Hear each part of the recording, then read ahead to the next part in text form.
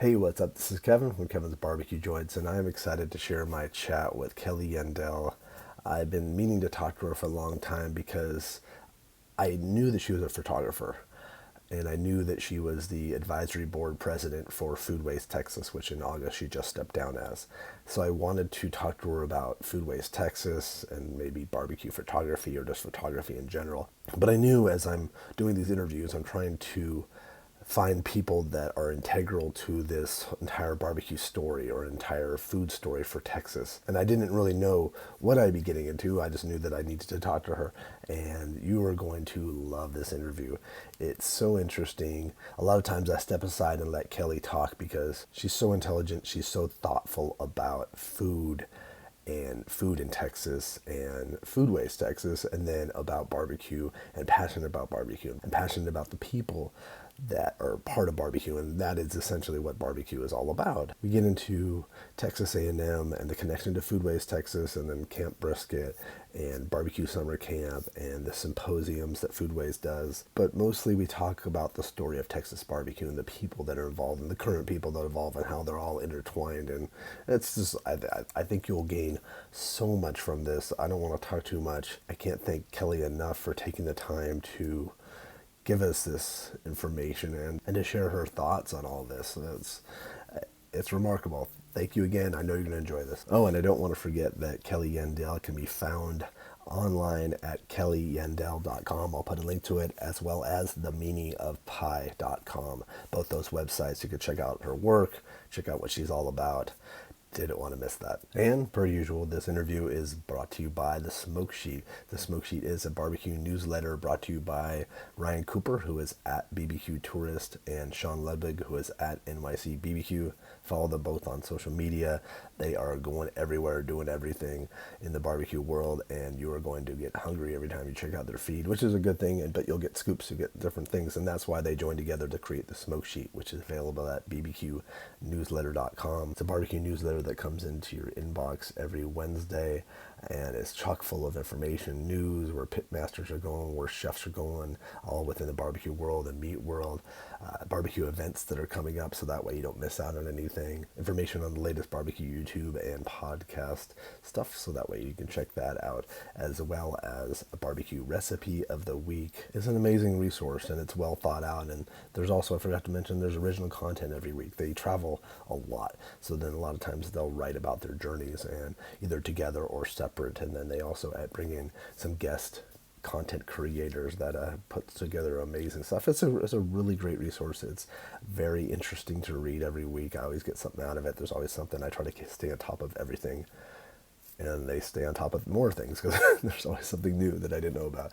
So check them out at bbqnewsletter.com. That's bbqnewsletter.com. The Smoke Sheet is barbecue news worth consuming. And if you're digging these, please subscribe to the YouTube channel at youtube.com/Kevin's BBQ Joints, so you can actually see what these interviews are all about, see the people, see their mannerisms, learn more about who they are, so you can check them out at the next event or their barbecue restaurant or wherever and say hi, because you'll know what they look like and how they act. Or subscribe to the podcast on any of your podcast networks. That way you don't miss out on a podcast as well, because there are additional things on the podcast. There's additional things on the YouTube, so it's a crossover. I have a website at kevinsbbqjoints.com with links to all my content. I'm at all the social medias at Kevin's BBQ Joints. But enjoy this. Thanks for listening. I do appreciate it. I got a lot to say about those camps. Mostly I'm in love with the A&M guys. Well, I just finished an interview with Jeff. Oh, yay! And I'm so excited. I'm like few interviews back, so I can't wait to post that one. But he got into the camps, but he got into so much more about kind of the history of where he came from at Texas A&M. So that's awesome. I'm so glad, because he is really more important to the story than I think he ever gets credit for. The three of them, he and Davey and Ray. Do you think eventually would it be maybe to complete that story? Would it be good to contact both of those guys too? I mean, it'd be fun. They're just fun, but they kind of operate as a unit, and they have sort of their shtick down, and it is like Laurel and Hardy when Davey and Jeff are working together in the classroom, and Ray's just a character. I mean, it would be fun for you. And I think it would be fun for the viewer or the listener. I think that Jeff too kept, like yourself, he was like, well, what do I have to say? Like, what do people, Right. and I said, are you kidding me? This is, Right. I've learned more from him than almost any other human in an educational context, including law school, including wow. college. Yeah, I mean, he's humble. Well, I'm gonna keep that in here. I think that's important. I think that for people to get the context of that, maybe That's fine. they can shoot back. But well, good afternoon, good evening for you. How you doing? I'm doing great. Thank you so much for taking the time. And I wanted to, and as you know, as we kind of discussed, I want to kind of put all the pieces together in this barbecue story, and especially Texas, because I'm not from Texas, but a good chunk of my heart resides in Texas. Where were you born? I was going to do the bless your heart, but it's getting a little right. Thank you. Well, where were you born in Texas? I was born in 1971 in San Antonio. My dad was in the military, so I was born at Brooke Army down there, and we spent a few years there. And like any Army family, we hit a couple of spots along the way before he retired and went into private practice. So we went from San Antonio. I missed Hawaii. My brother was born in Hawaii. Oh, really? Yeah. So I was born in San Antonio. We moved to Fort Hood. So I was in the Fort Hood Killeen area. Okay. And then we went to Denver for a year, which was really awesome. Oh, wow. But that was the only break in my Texas tenure. And then we came back to Wichita Falls. It's interesting because my dad was born in Denver and he lived for a time in Hawaii, which is kind of strange, but never Texas. It was weird. And had we stayed in the military, I think the Presidio was going to be our next. Presidio in San Francisco? In San Francisco, yeah. Wow. And I was like, we could have done that for a year. That would have been Wow, okay. that'd be interesting. And now I think Lucasfilm has the Presidio now. Yeah, and so we went to Wichita Falls instead. There's a piece that you recently published on your blog that is passionate and heartfelt, and it's called "Why Barbecue." Correct? Isn't that? And that's totally your fault, because I've been sitting here for 3 weeks, kind of going, "Why the hell does he want to talk to me?" And needing to kind of review my barbecue bona fides, if you will, because I don't really have a dog in the hunt. I am literally just a lover of Texas barbecue. But it's almost the same thing for me. I'm my dog Fair. is the interviews and the writing that I do. Story, But right? and I'm trying to like pull the stories from people so that I can share them with other people. But you have an interesting story because of your passion for barbecue, and also it's been in your blood for so long. It has, but the funny thing is, it was never something that I thought of as a constant in my life. Mm-hmm. It just was always there. Which it was is interesting. Yeah, it is interesting. And the craft barbecue has been a new and glorious thing to revel in for all of us, I think. And it's gotten a lot of people interested in barbecue. But I think for the vast majority of Texans, barbecue has always just been something that was part of everyday life, and it was working food. And so my memories, even back to San Antonio, of running through a drive-through at, was it Bill Miller's or something like that, with my parents, so my dad could have food up at the hospital or whatever, remembering sort of those iconic the animals or whatever. And I remember my first soft serve ice cream at Underwood's. They had an Underwood's barbecue in Wichita Falls for a while. Oh, wow. And I remember that being, as like an 8 or 10-year-old, going through and going, oh my gosh, they're going to let us make our own ice cream cones. Talk about cooking in the kids early. Exactly. It's so smart. It's really smart. And some places still have those. And I think some people snicker about the soft serve ice cream, but I'm like, that's marketing, folks. You get the kids hooked in, and they will, they'll pick the soft serve ice cream over a line for craft barbecue any day. Well, and you saying that too is it's a quick thing. I had said, this is probably going to be kind of tangential. Is that barbecue has always had a unique way of marketing itself properly to the customer, giving people samples, or having some places have beans that are free. Like it's such a interesting. Or the cobbler, or there's always been a reason for the whole family to go. Mm-hmm. I think we have gotten very meat-centric in the conversation about barbecue. True. But I think for the majority of people who've been doing this as a place to meet their families or coworkers for a quick lunch, it's always been about, a wide range. And frankly, the chopped beef sandwich, which never gets enough credit anymore, which much like tacos, or when you think back to the original Texas meat market style of people sitting on a curb with a sleeve of saltines or a piece of white bread with a hunk of meat. You know, they weren't sitting down at a table. They were grabbing food, eating their food, and getting back to work. It was just a way of sustenance, and it was hearty, and it was cheap. Right. And, you know, that's gone through a whole different, you know, the economics of barbecue alone, the market forces that affect the prices of all the different proteins are one of the most fascinating stories in barbecue, I think. And, you know, I don't think a lot of people pay much attention, you know, when there's a conversation about tariffs or a conversation about these sort of macro things going on in the country and how that affects your plate of barbecue. Oh, without and a how doubt. it, you know, it's making the pitmasters sweat even more. Mm-hmm. Like they don't sweat enough. They're wondering about the margins over the summer because of what is going on with the price of brisket. And I blame Jeff Sable for that stream of consciousness. For having that knowledge, yeah, for thinking about that. Right? Because he's really, you go and spend any time at A&M in any of their various courses, let alone the barbecue camps, and you just become very aware of beef as an industry, pork as an industry, poultry as an industry, and how your plate of food represents immense market forces. And all of the different things that took place to get that food to you, which is absolutely.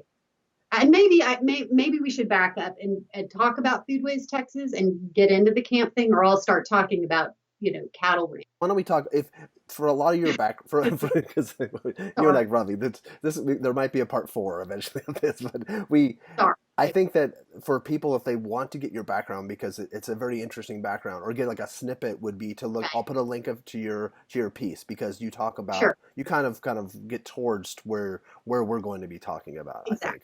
And so my website is called The Meaning of Pie, and this is a project I've been doing since 2010. It's another story.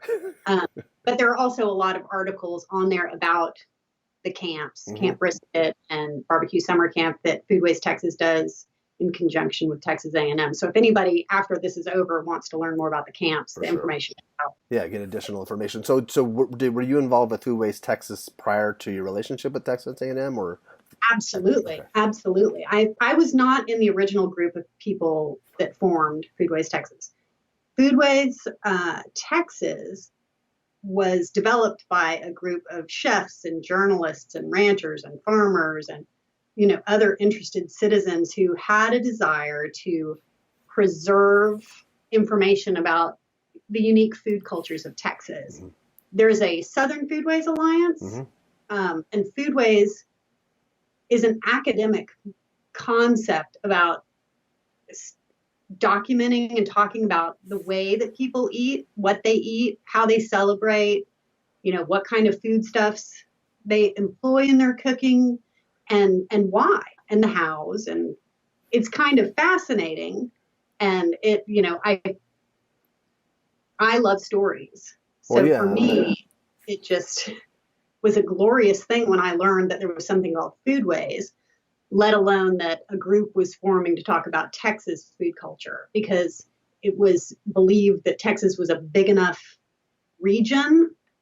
You know, the South is a very large region, and there are so many food stories to tell, but it was felt that Texas had enough interesting things going on food-wise that it should have its own organization to look into those things. Seventh Foodways Alliance, that was the reason why. It's like the big sister, right? That's why. And I came into it a little bit after that, and it was, you know, a random sort of Twitter moment where I'm following the Rob Walshes and, you know, some of the journalists in Texas that I admired, because I was doing a lot of food writing. And then I found out that they were going to have the symposium in Galveston. And I was like, that's interesting. That is interesting. That's right. Just on its own with Rob Walsh, too. Right, but, yeah, such a mysterious guy. He's a goof. He's fun. Yes, he's a funny guy. But he's written some of the most interesting articles on Texas food that are out there. I mean, he's profoundly interesting and has done some really great work. And he's so interested in food and culture, and it's he's very good at looking at the whole picture, which I've always admired. But so at that symposium, did you jump I on went board? there because uh, I was writing for the edible publication here, and I was always looking for stories for my own website. And I was interested, but I had little kids, and this was not the sort of lark I would just go on usually.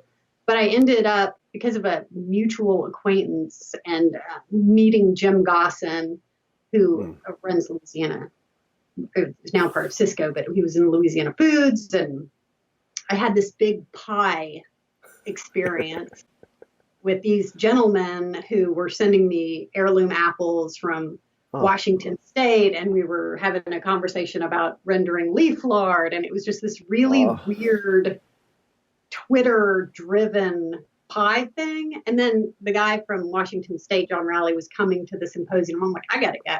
So I carried a pie from Dallas right after news. Getting a pie through TSA at the time. So you flew with a pie to go to? Flew with a pie that was made with all these heirloom apples from Washington State and leaf lard that was, rendered, it was crazy. But we went, and it was all about the Gulf, right? So we were talking about oyster appellations and how Texas oysters have always been treated as something that you fry and put on a po' boy, as opposed to something that is sold as a precious named item. Interesting. By the dollar, by the $4 with a beautiful name. We talked about shrimp boat captains and recreational values of shoreland versus, the guys and families that needed it for fishing and shrimping. Yeah. That always happens. And I was hooked. Yeah, you already hooked me just with that right there. That's so interesting, so intriguing, and it's not part of the daily humdrum of life. Like yet it's on your plate every day. And then that, I think, what I was so drawn by is there was not a food in Texas that you couldn't look at and all of a sudden start realizing how many people and stories were behind that iconic food, whether it was an enchilada or a chicken fried steak, or, pick your favorite Texas food, boudin, or any taco. I mean, and then you can have a weekend of conversations about, who's making the tortillas and how to prepare the meat and how it's prepared, or gender roles, or, so much, what have you. I mean, it just goes on and on. So later they started doing the barbecue camps. And when that happened, I was like, oh my gosh, I gotta go. When was your first barbecue camp? I was looking the other day and I thought it was like 2015, but it was much earlier than that. It was just much earlier. I can't even remember the year, but I went as I went as a member of Foodways Texas, who was going to write about the camp for my website, and because I love barbecue. So I just went as a civilian. Yes. And after that experience, and after a few more symposia, I was asked to be on the board. Okay. And ever since I've been on the board, and a few years before that, I just go and take photos, and I learn something new every time, but I'm there to document the camps and the speakers and tell people about Foodways Texas. Yeah, to help spread the word, essentially. Well, barbecue people are, especially in Texas, are inherently interested in Texas foods and Texas food culture. They might not think of it as such, but they're a very good audience to have the conversation about the broader goals of Foodways Texas. And I've always said, if I can meet them at barbecue camp or Camp Brisket at Texas A&M, and that's just everyone has such a great experience there. They're happy.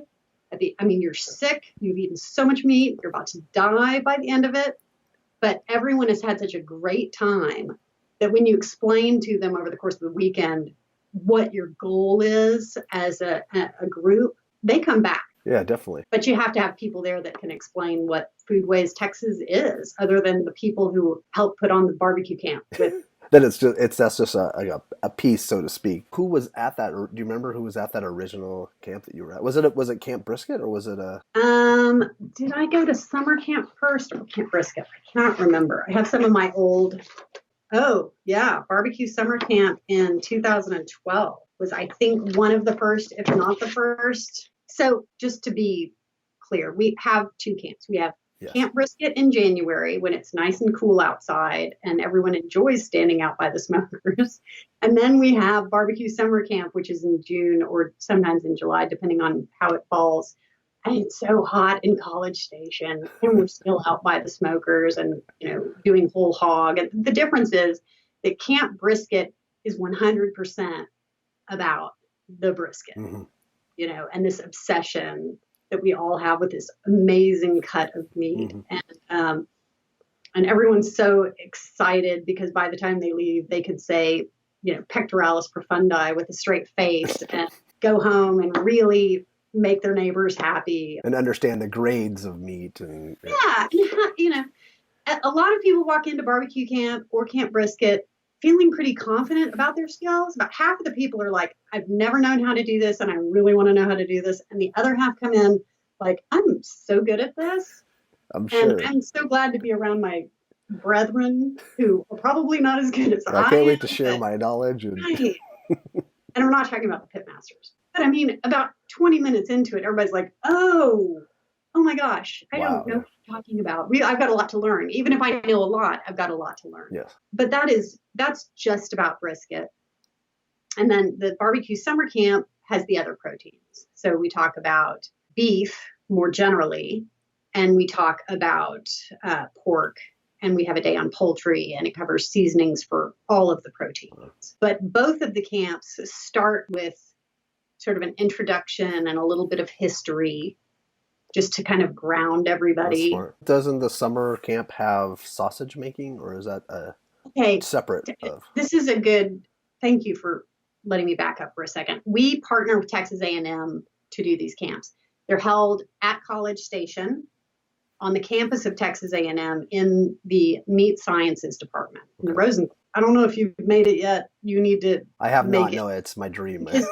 Yeah, and I didn't know there was such a thing as meat science. Mm-mm. Who did? 10 years ago, and obviously there has to be. I loved you being a Texan writing that because it made me feel a little better. Right, but beef is just so pervasive in the state, and you don't back up a lot to think about, yes, but why? And how do you feed beef to, billions of people on the planet?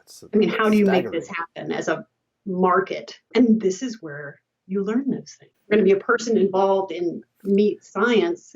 A&M is top of the line, but they do these barbecue camps with us, but they also have wonderful outreach, continuing education sort of classes. A&M is a land grant university, and I never fully appreciated what that meant. I don't think I know what that means. Roughly speaking, land was given to this university to exist for the service of the state. Interesting.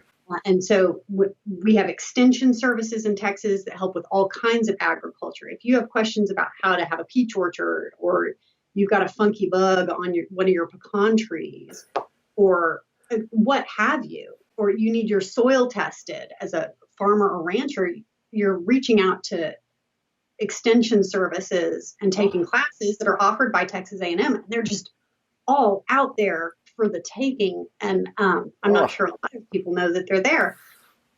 It's amazing. So one of my other contacts with this is I am a cattle rancher. And so I've been to Beef 706, which is the beef quality assurance class that they have for people who raise cattle, which is distinct from Beef 101, which is a multi-day class they do for people who are in the restaurant and hospitality business or grocery. And they have creative sausage making. So that's another thing that they do. And everyone should go to creative sausage making, but that's not part of the Foodways Texas. That's an extension course that anyone can take. Yeah, I think so. I think you just have to sign up. And so, yes, you've got to be part of the beef raising community probably to go to 706. But I've been dying to go to Beef 101 because you are, as a non-student, able to access, you're going into a freezer room and you're cutting up primals. Amazing. And learning about the anatomy of beef. In 706, you're grating the beef on the hoof. Oh my gosh.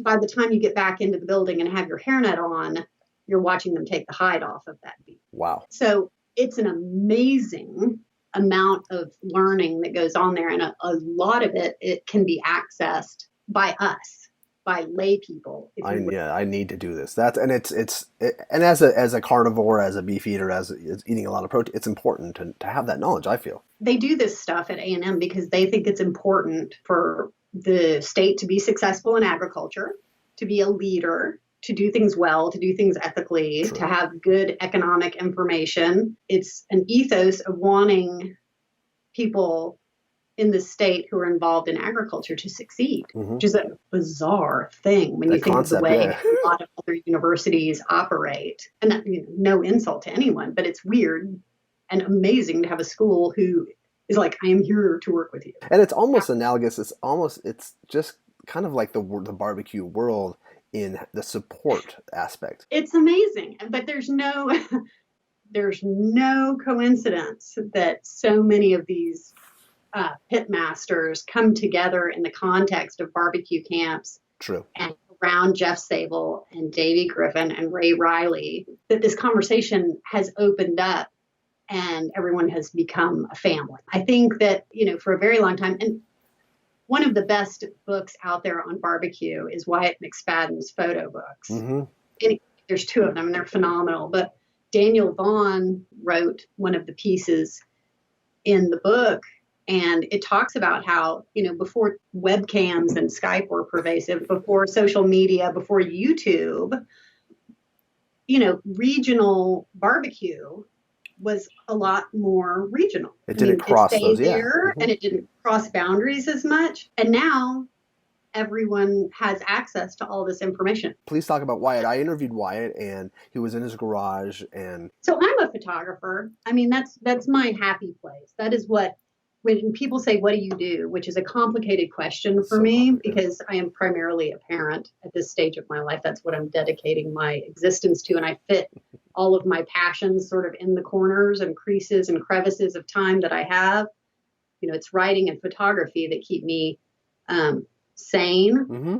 But Wyatt is one of those, he is the iconic barbecue photographer in the state of Texas to me. He is also, when people see Texas, and especially the things that I love about Texas, when they have an image in their head, it's often an image from Texas Monthly, frankly.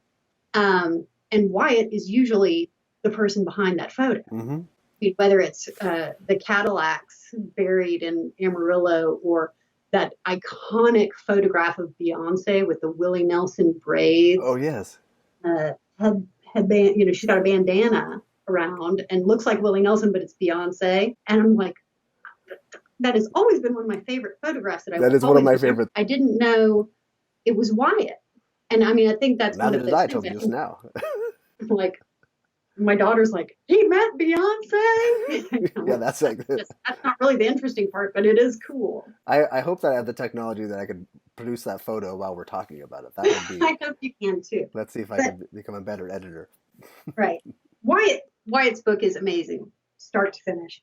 But this is what I'm going to hold it up. This is what I really appreciate. I love that photo, that right? Spread. So at some point, people started. Not people. There just aren't that many people who would call themselves barbecue photographers. Mm-hmm. But Wyatt, and then later I would say Robert Lerma is huge with the barbecue portrait, right? The pitmaster portrait. So they were sneaking around back behind the pits and having conversations with people who do this extraordinarily difficult work on a daily basis, for which there's not really a schedule because they're doing it all the time. Yeah. In dirty, hell hot surroundings. But they were making photographs and portraits of these people in their element, where the difficulty and the hard work was part of the beauty, right? And it created this compelling vision for all of us of, these aren't the people they weren't coming to the front of the house. They were staying back there and working with the pits. And so even if you were enjoying barbecue all of these years, you weren't necessarily aware of who was doing that, nor aware of how difficult that labor is, because you never saw it.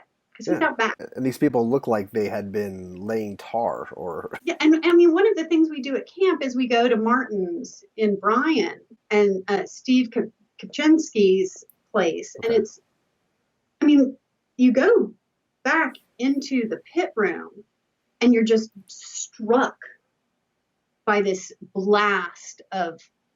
I mean, you feel like you're walking into the pits of hell. Yes. I mean, it's just. Yes. And you walk back there, and he's just, oh, I'm just doing my work. This is what I do every day. And I think a lot of people, too, that watch this maybe don't know what a Texas summer or a spring, summer, fall, that heat. It was like only 95 degrees or something today, and we all felt like we were on vacation in Vermont because we woke up, there was a cold front, and it was actually cool when we walked outside this morning. I tweeted that. I was like, everybody run outside. It's cool. It's July. But did you say there's like a window? You have a small window? I mean, but that is just not typically the case. So when you're talking about Texas barbecue and outdoor cooking with smoke and wood, and you're trying to get your smoker up to 225 degrees, it's like, oh, I mean, how much wood could you possibly need? It's already 150 degrees out here. Just 75 degrees more. Fire. Yeah. But I mean, these folks work in that every single day. And Wyatt was also able to capture the knives on the table or like the the nighttime, right? Yeah. Being out there and watching the fire at night, and it lent a beauty. It acknowledged a beauty of labor, a beauty of hard work, a beauty of the people who kind of were staying in the background. I love photography, so I'm biased, but I really do think that some of the most interesting players in Texas barbecue are people like Wyatt McSpadden and Jeff Sable. And they're kind of these funny, and Daniel Vaughn. I mean, his name gets mentioned a lot. So. And I always say Daniel, and I wonder, like, sometimes people might be checking in and going, who is Daniel? Now, if you don't know who Daniel is, you're not paying much attention. No. Because his name comes up occasionally. But that have been instrumental in the current awareness of the value of craft barbecue and Texas barbecue, and even just your average lunch barbecue. Because I'm telling you, the guys that are just doing chopped beef sandwiches and putting it out and serving the lunch crowd are working every bit as hard. And I like how you talk about too the fact that these lines, like if you don't want the line, there's places that don't have lines that need you just as much.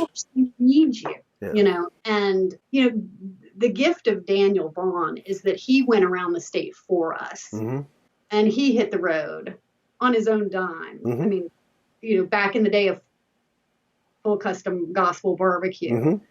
And he was the one finding the little niche joints, the little roadside places was going to, and changing their existence overnight, frankly. As an architect, he was doing this. As an architect here in Dallas. And we could have another conversation about people who like ditch their regular day jobs to enter barbecue from whatever angle, and sort of the entrepreneurial risk-taking spirit that it has engendered in many, many people. But yeah, I mean, Daniel is amazing because he goes around and he is going to all those places, and he got a lot of us out there looking for those places too, especially the places that really need the attention, because I mean, they're working just as hard as anybody else. And there's some really wonderful places out there, and some variations, not only in region, but sort of in cultural depth. You know, you could do an entire barbecue journey in Texas to find the best Tex-Mex style barbecue that's out there. And that is a whole, you know, it's a crossover, but you're missing a lot if you don't seek it out. And if you just go to the top 10 or something, and what is the top 10 when, and I think that you also highlighted something that's important with the top 50. It's not just go to the first or 5 top. It's to highlight all those 50 at that time to let people know. Well, and then everybody wants to do what Daniel does to a certain extent. And you want to be that person who finds that little roadside place. Oh, no, I was gonna bring that up. I think of Daniel now has 10,000 competitors that are trying to out Daniel. Yeah, and I'm not sure that can be done, but I love that everyone's trying, because I want to hear about those places. And I think there are valid conversations to be had about whether or not, the African American influences on Texas barbecue or the Hispanic influences on Texas barbecue have been adequately celebrated in a world where we are truly in love with Central Texas barbecue that happens to be more German meat market driven culturally, I guess. But they all kind of started together. But places are changing, like with 2M, and there's places that have. Unbelievable. And we've had such luck at Foodways Texas of getting, barbecue is often, we've had one symposium that was actually all about barbecue. But it seeps in the edges because barbecue and meat are just a big part of the Texas story. And on our last symposium, which we had in Brenham, thank you, we had a great talk on Tex-Mex barbecue. And Daniel actually came to the symposium and spoke to Esau Ramos and, I probably said that wrong, Adrian Davila. I think it's Isaul. I've pronounced it wrong every time. I did it wrong, and I know that everyone pronounces it wrong, so every time I try to pronounce it, I'm like, I'm going to do it wrong. And I think that's the first time I've ever pronounced it correctly. I love that about you. That's great. That makes me feel better, too. But we had a barbacoa dinner, a true in-the-ground barbacoa dinner, and a panel discussion with those two gentlemen and Daniel Vaughn about, their influences, with backyard cooking with their families and the things that sort of led them to want to bring this to the greater public. And now, Tex-Mex barbecue is becoming quite a thing. Well, look at Michael and JC put on a Tex-Mex barbecue festival. The Houston barbecue guys. And I love those guys. I feel about them the way I do say about Wyatt and Daniel. I mean, I think they go in that group of, we're doing this because we truly love this. Yeah. And I feel lucky that I have their ear at times because I'm this kid, like I said, from California who doesn't come from a history of barbecue, nor the first time I came I didn't even know how to cut a brisket properly. No, I get it. And we teach that at camp too, by the way. And Aaron often teaches that one, which is always a gas to watch a room full of 80 people, Now, how thick was that? I often wonder how, and I've talked to a number of people about this, that fact that now everyone has their phones out, they're filming everything you do. Oh, yeah. You're always front and center, but Aaron was the first at all times. Yeah, I mean, part of that's just because he is just a sweetheart. He's just a very compelling He's the perfect figure. ambassador, I feel, for.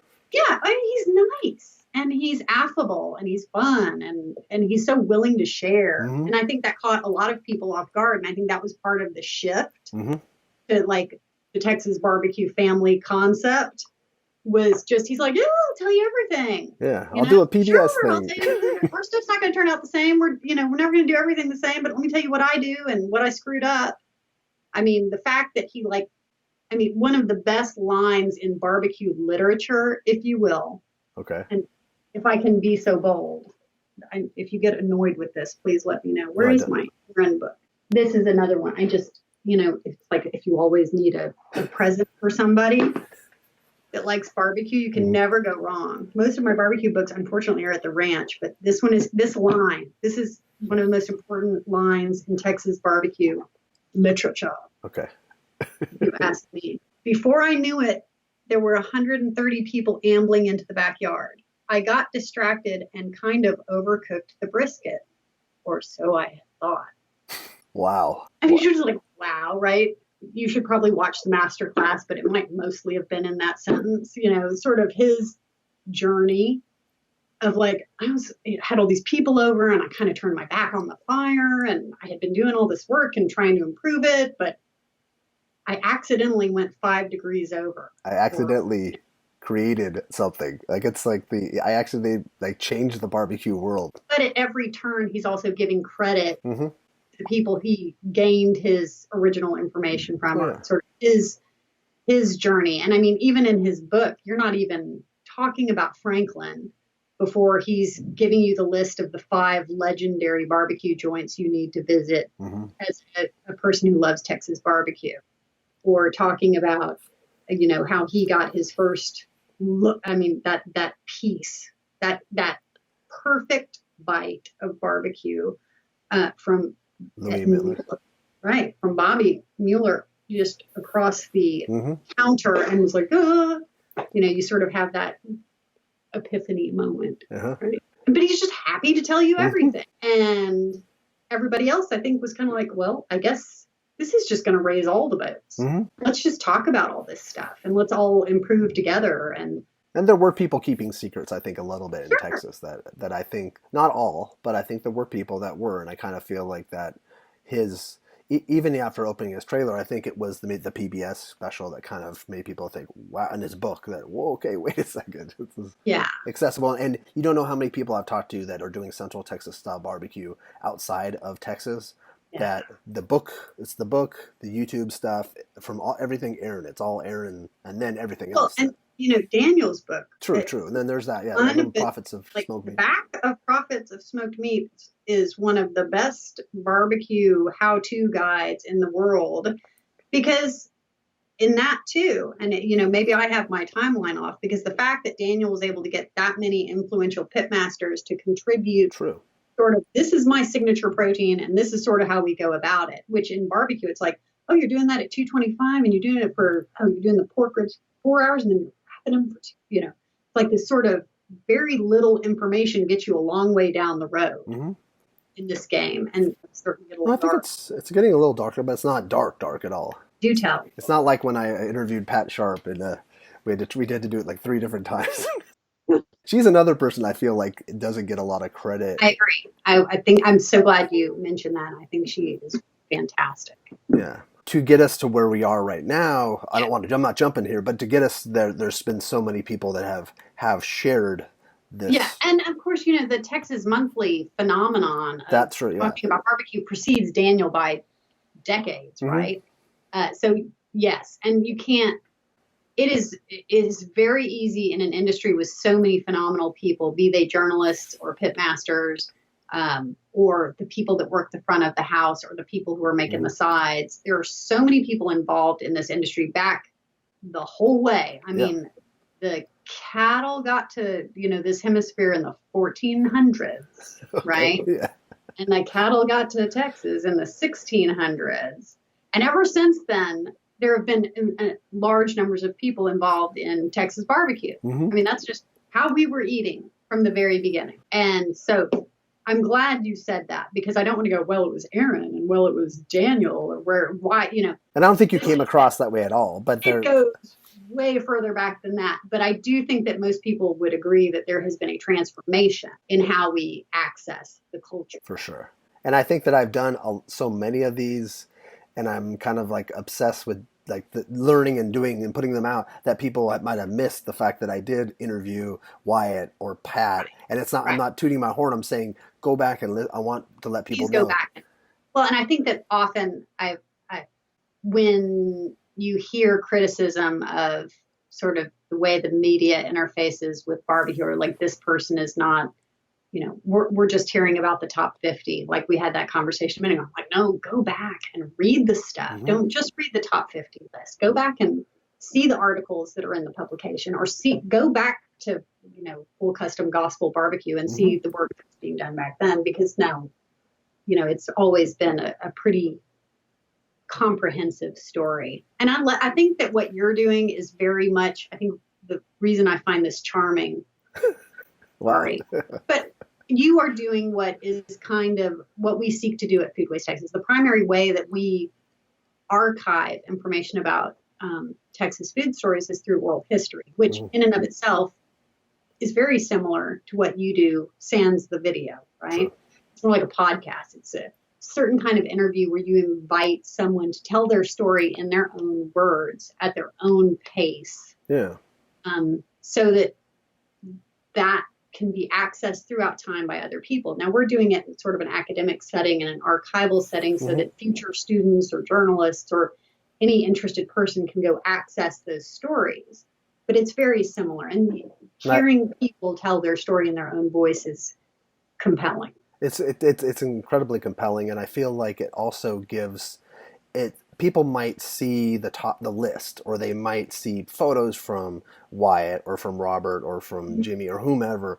But I think that hearing the people speak and tell their stories, like you said, and see them say and see who they are and see their mannerism, that way when you visit, you can They're almost a friend. They're not a friend, but they're familiar. So we have one of the oral histories we have is on Mama Sugar, and she was the trail cook for an African American cowboy outfit.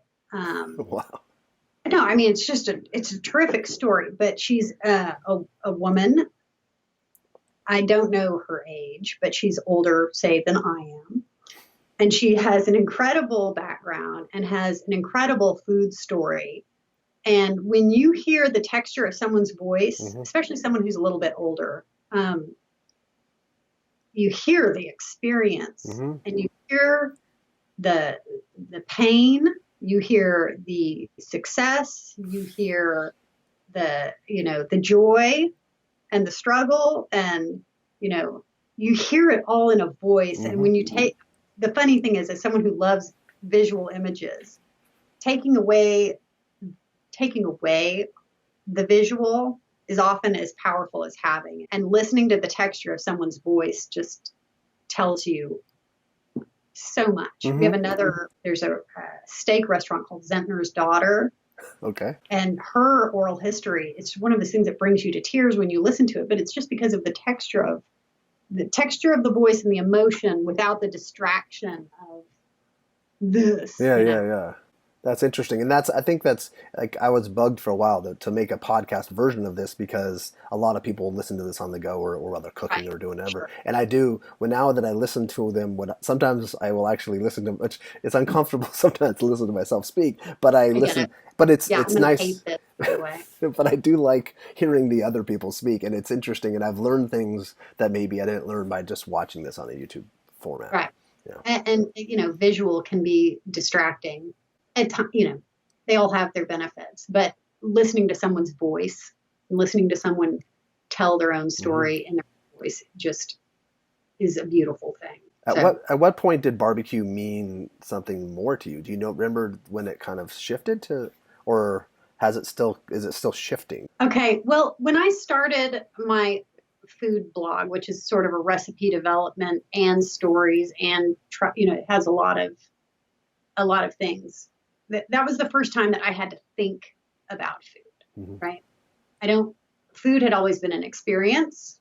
Food had always been something I prepared, but I never thought about it. When I spoke about the pie earlier, the reason that was so meaningful to me is it made me aware of how many hands go into a pie, right? So you're just dealing with a crust. And you have these warm thoughts of your grandmother. So you're not alone in the kitchen or whomever taught you how to do that. But you've also got a wheat farmer there with you. And you've also got someone who raises pork so that you have the lard, and someone who rendered the lard. And then you have an orchardsman or a family farm, or, there is all this labor and all these people who went to great lengths and frankly give their lives to the pursuit of bringing you these items that let you bring a beautiful thing to your family.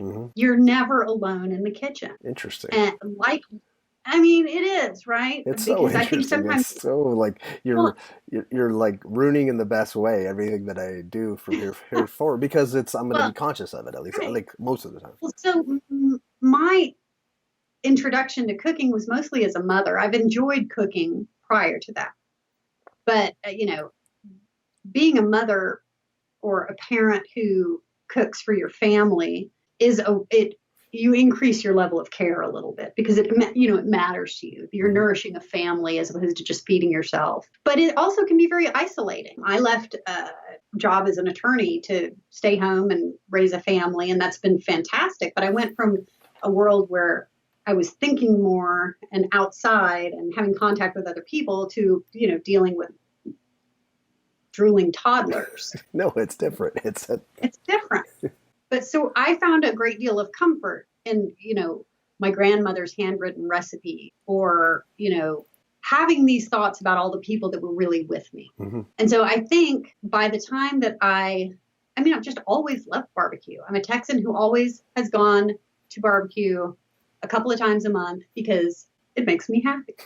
But I suppose it was going to the camps and being at A&M where all of a sudden you're being told about all of these layers and all of the players in Texas beef or poultry or pork, what have you, Mm-hmm. where you're having to have a conversation about genetics and breeds and quality and ranchers and feed prices and let alone grading, and what genetic stock works best in this sort of heat and which genetic stock or crossbreeding gives you sort of the optimal yield grade. At what time, but it matters. I mean, it's just like, it seems out there, but I guess No, I'm laughing because it's so important. I think it's so integral, and the fact that you're surrounded by like minds talking about that stuff, and the fact that all of these folks are going to A&M. I mean, these are just the best and the brightest of Texas barbecue, who are coming to A&M not only because they enjoy being around these people and the camaraderie and the family, but because that's where they can access information on market forces and new cuts or new ways of handling the product that might let them do a better job for their customers. Yeah. I love the layered approach. I love how many stories are in the Texas barbecue story. So yeah, barbecue camp just totally messed me up. So how because I can go on forever, but there should be maybe a finite amount of time Obviously, that we do talk, and you can talk a little bit too, which makes me like you even more. But what? Well, I'm an introvert. I don't even want to get into the photography is a great thing for introverts to do thing, but I'm only talkative because I've got a computer screen here and not. So for Foodways Texas, and for how often are symposiums? How often are the Texan A&M things, like, so people can, and how do you get involved? Thank you for the opportunity to talk about Foodways Texas a little bit more, because I always skip straight to let's talk about barbecue. Yeah. And we do more than that. We are a membership-based organization. We are housed at the University of Texas. That's our academic home, if you will. But we are a group from all over the state. It's a very ecumenical. I mean, the fact that Texas A&M and UT are it's amazing cooperating on any level about anything shows you how special this is. Yes, definitely. So our archived information is at the University of Texas, but we are a self-supporting organization. We aren't funded. Our projects are not funded by the University of Texas. Our members are the ones who are supporting this work. Yes. And anytime that, you might run across an oral history that we did, I, as a board member of Foodways Texas, now I'm like, and that's 5 members who this year made that happen. Okay. Because our membership is critical to us, because that's how we do our work. And there are certain membership levels. And to get into the barbecue camps, you have to become a member of Foodways Texas. And I'm a member of Foodways Texas. Yay! And there's individual and family memberships. Like I noticed that right. I'm an individual. So yeah. Well, and I'm obviously a huge fan, and I am on the board, so I'm a little bit biased, but I'm also a lifetime member of Foodways Texas. I think this work is important, and I think anything that brings us together, you always are more able to understand people when you see what they eat, how they eat. It just tells you so much about who they are. Mm-hmm. But we have the 2 camps. One year we had 2 camps in the summer, but that is probably not going to happen again, because the A&M guys are just blowing and going. Mm-hmm. They've got something. They are reaching out to the people of the state of Texas, whether it's through students, through ranching. I mean, it's unbelievable how much ground they cover. They have many other things to do. This year, Foodways Texas is doing a Camp Vino. We had that last year as well. Oh, I saw that. It's the same model sort of as barbecue camp. We've partnered with Texas A&M and the viticulture department for a 3-day camp in Fredericksburg. Lots of chefs. Yeah. Oh. Wonderful background, talking about Texas wines and the unique terroir of Texas. Mm-hmm. And we do a yearly symposium. Now, the symposium moves around the state. So we've had it in Austin and Galveston and Houston and Fort Worth. And last year was in Brenham. And I think we're going to go back to San Antonio next year, where we did a wonderful symposium a few years ago. And this will be our 10th. What time of year is that? At the end of March. I am such a bad person. But we've missed it. We've missed it right now. But if you're watching this in January, it will be in the spring of 2020, and I will be there as a fan of Foodways Texas because my time on the board ends in August. Oh, I will go back to civilian status. That's a shame, but I guess it's good to get paid for your work. So when your nonprofit gig is over, you can divert your attention back to. So to sign up for Camp Brisket, or is it called Brisket Camp or Camp Brisket? It's Camp Brisket. So if you are already, unfortunately for 2020, if you're not already a member, it's not happening. Yeah. The drawing is on August 25th. So everyone that was a member by a certain date got an email saying, here's how you enter the drawing. Yes. And these drawings happen 6 months before camp. So if you're reading about BBQ Summer Camp we just had a wonderful article in Texas Highways about Camp Brisket, just in time for you to get a membership to get to Camp Brisket. But yeah, it's done on a lottery system, and it's weighted towards the length of. It used to be sort of the concert ticket model where, you open it up at 8 a.m. and when it's sold out, it's sold out. And you get like 80 IT guys who are under the age of 28 with really fast fingers who, could make it all fly. And we've had, members for multiple years who are like, I have a job. Whatever. I had a meeting, so I can't. On the side of the road, on I-35, punching in my credit card number, and that, we tried to devise a more fair way to do it. And some people get in the first year. My fingers are crossed that I will. Yeah. First year, it happens all the time. And, then you got the people who've been trying for 4 years who are like, how did that happen? I swear to you, it's not a setup. It's just numbers. And it's explained when you sign up. It explains kind of like how that works. So then for summer camp, you have to sign up again we'll have the drawing in January. Okay. So if you're watching this or listening to this and you're interested, become a member and you'll start to get emails and be just pay attention. And we're pretty good about posting on Facebook or on Twitter, hey guys, if you're not a member by June 5th, you're not going to get the email. So I propose that everyone just become a member of Foodways Texas because they support the preservation and celebration of Texas food culture. And then you won't have to worry about getting the emails because they'll come.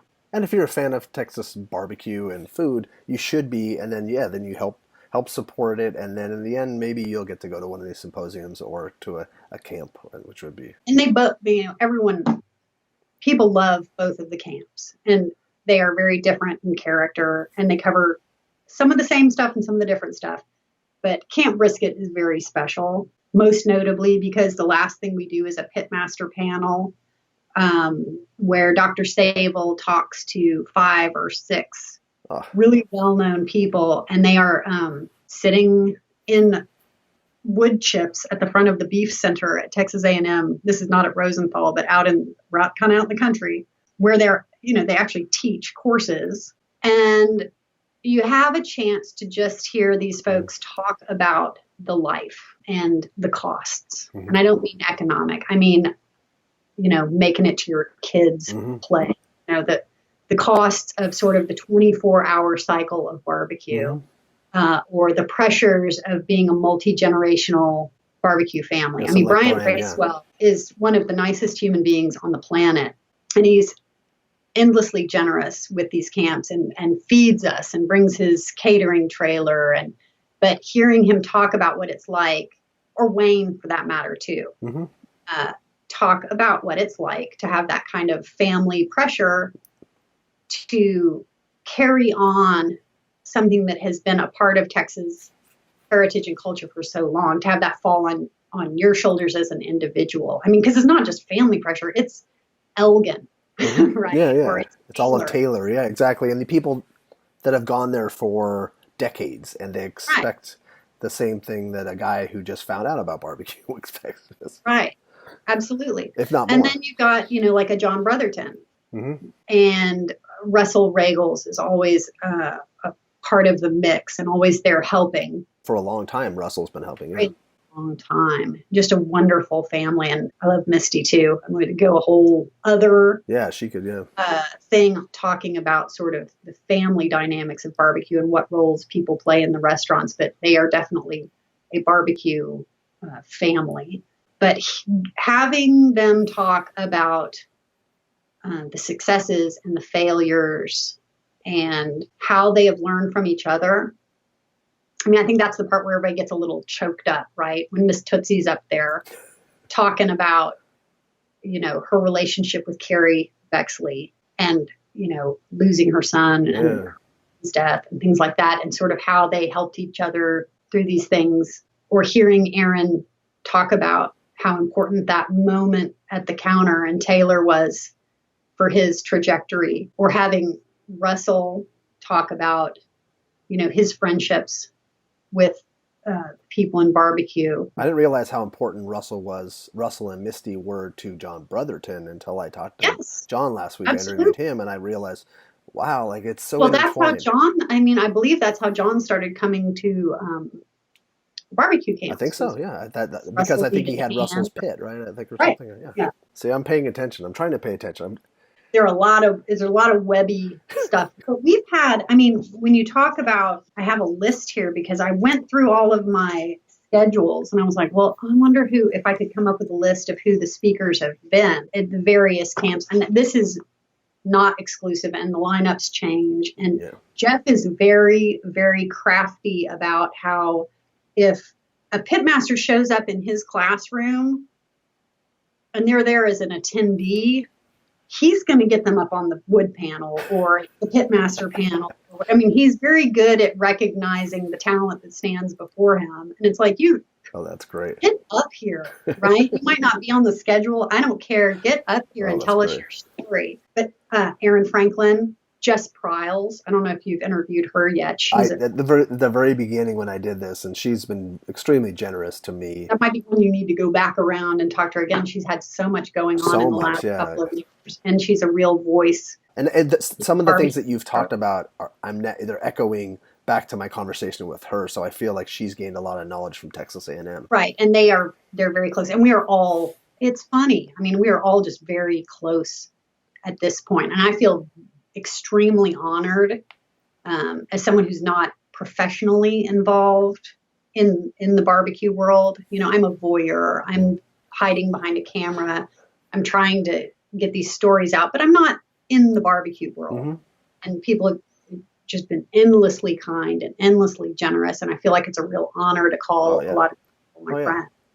It's amazing. But John Brotherton, Russell Regals, Israel Campos, Bill Dumas, he's so much fun. He knows more about the Texas blues than any other person I know. He is such a. I've been going back and forth to interview him, and we've been sharing pictures and things. And he is such a funky dude. He is so interesting, and he has great hats. Does he? And Kevin Coleman with Weber. Weber. That's a whole other story about camp that I appreciate because Kevin brings down all of this product to the camp. So one of our things is on pit design and maintenance. So everybody brings their rolling stock out to the beef center, and you've got these wonderfully impressive, very expensive, highly designed.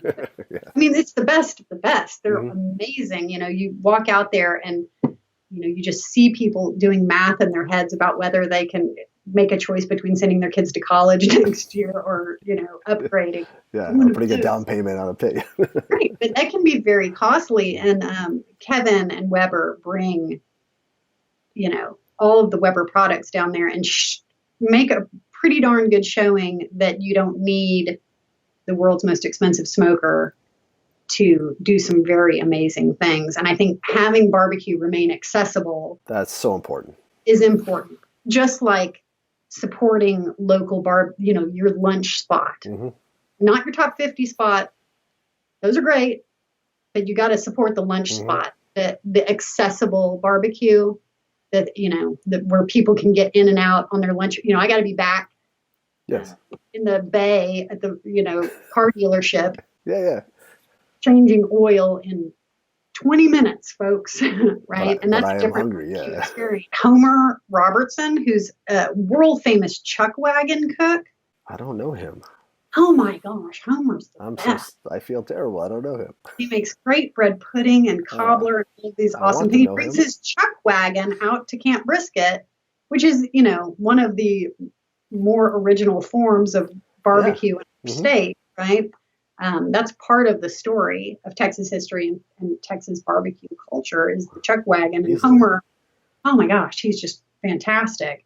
And he's also at part of the Fort Worth Fire Department. So he's on the smoke panel because we have a whole panel about wood choice and smoke. That's And smart. so you've got like, Nick Nicholson and Homer, and Nick's a PhD and like a chemistry buff, and he's the guy who's going to be testing whether the wood is seasoned, what the moisture Oh, content in any particular yeah. stick of wood is, and they're talking about fire and combustion and how to make a clean fire, Oh, which I mean is such an important it's part of so important. barbecue Yeah, that yeah. It's nobody thinks of. integral.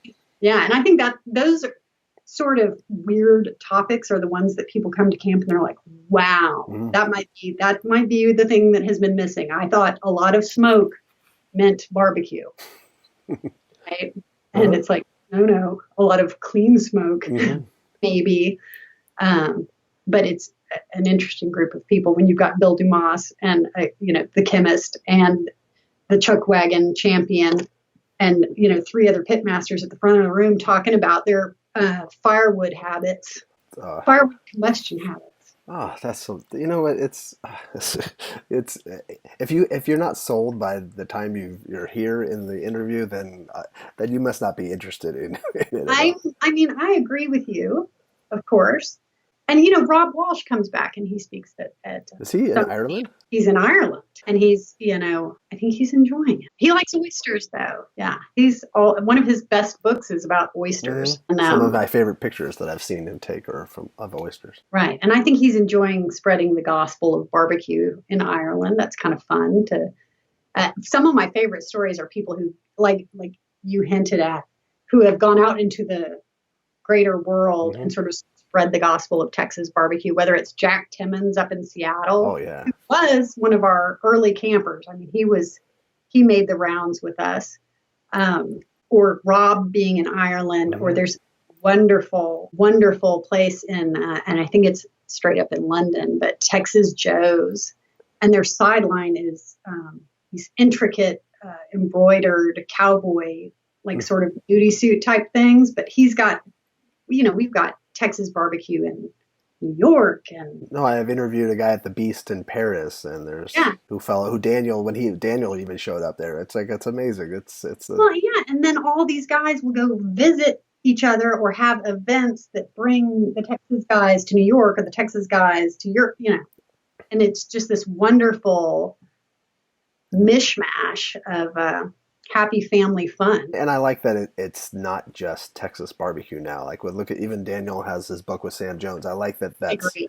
that he's even showing that we can reach across the aisles and make. Well, and I do think that that's most of the fun. I mean, how awful would it be if every barbecue restaurant, even if Oh it yeah. was clinical barbecue, how awful would it be if everyone served the same thing Oh or yeah. the same style and opening up to these regional variations, whether it be within the state of Texas or getting on the road, I think is super important, not only, to the story, but to, maintaining enjoyment of this food stuff. Yeah, the treasure hunting, yeah.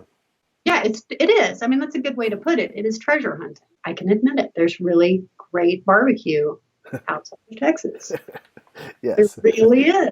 Really good. There is really good barbecue. And there's really good barbecue in Texas too. And I think that's why it would be great for someone to try barbecue in their area and be it like the specific type that's there or Texas barbecue that's been influenced by Texas and then go to Texas and try it and kind of be able to weigh that out. And I think that's what's exciting too, is to say, how does this stack up to Right. what other, How to compare and yeah, contrast which is the fun. styles, the sauces, what kind of proteins do they have on the menu in Georgia versus Yeah. in Fort Worth, and What types of pits and what type, all of it. yeah, all of it. And Yeah. I really loathe barbecue rules or people that have like it has to be this way or it Mhm. has to be that way or you're gross if you eat sauce or I can't believe you're using a fork or the opposite. right? Mm-hmm. I don't, I hate that because I'm like, everyone's coming from a different perspective and Mm-hmm. everyone's coming from a different place. And being from Wichita Falls, we're not on the top 50 lists yet. But my favorite memories of barbecue are simple. Mm-hmm. And it is probably what most people in the state now would call some dry, lean brisket. And there's some red seasoning in there. And, my favorite potato salad has mustard in it. And I love sauce. And I like Yeah, Texas love sauce. Yeah. I like North Texas barbecue Mm-hmm. because that's what I was raised on. And that is where my comfort lives and my memory. So I think it's important for people to support the barbecue in their backyard. I agree. Too. And I think it's important to support the people who are feeding the workers. Mm-hmm. And that are putting in the hours too. Yeah. Workaday barbecue. I think it's important to leave your neighborhood and find out what is in your community because it's a beautiful thing. It's a beautiful thing to understand other people better. And whether that's because you're going into East Texas and trying a different kind of barbecue, or you're going down to Houston and you're going to Blood Brothers, who's doing some fantastic stuff. Those guys, it's just a matter of sharing experiences and appreciating each other's backgrounds. And that is just sort of the core of what Foodways Texas is all about, and an ethos that resonates in my heart. Well, I think that's great. We can go on, and I want to go on, but let's end that there, and then catch up again. But Kelly, thank you so much for it's been it's an honor. I appreciate that you want to learn more about Foodways Texas and A&M, our partnership with the barbecue camps. I appreciate you, and I appreciate you telling stories. Thank you. And I apologize for this massive stream of consciousness. I love it. No, I love it. Your brain works a lot like mine. Okay, well, thank God, but that's a little scary. I know it is. Well, have a great evening,